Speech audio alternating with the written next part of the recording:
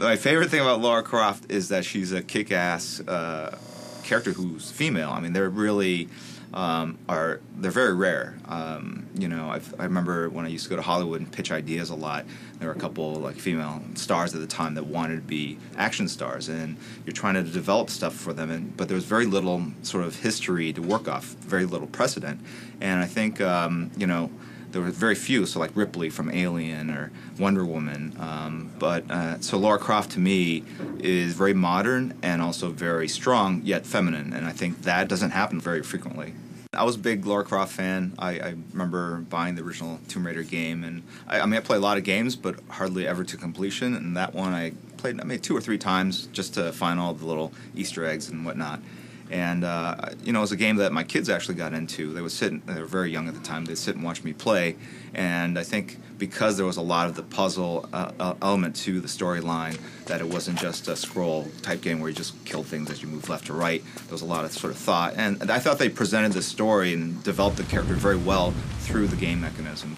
Lara Croft has the twin Uzis, but I mean, throughout the game, you're always sort of upgrading the weapons and stuff. You know, very acrobatic-type character. So I thought she had a very cool but very functional costume. So I would say, like, when I drew her in sort of the original getup with kind of additional weapons, that's what felt most Lara Croftish to me, I guess.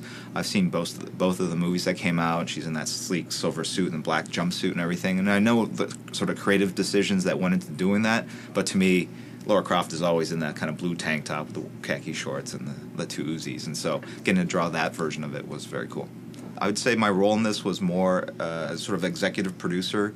I sat in on all the early meetings with Chris Gage, the writer, and the lead creative on this, Carlos de Anda, and we sort of talked about what the story was going to be, what the characters would look like, in terms of how we were going to animate them. Were they going to be complex shapes? Were they going to be more drawn out? What kind of style were we going to use for it?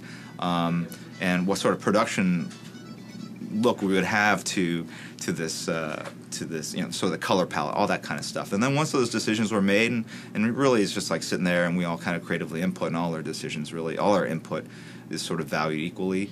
The team then went and started developing different aspects of the production. I did a lot of the early designs on all the main characters just to make sure that they had that kind of WildStorm feel, but I let the guys like JJ and Mike Lopez make it their own. The style's very clean, very animated, and that's really what they do best. A style like mine, like my comic book style, is very scratchy. It's got a lot of lines, a lot of detail. That translates horribly into animation, so we knew we couldn't do that, but we wanted to retain a lot of the grace and power of what I try to put in the figure work into the animated version.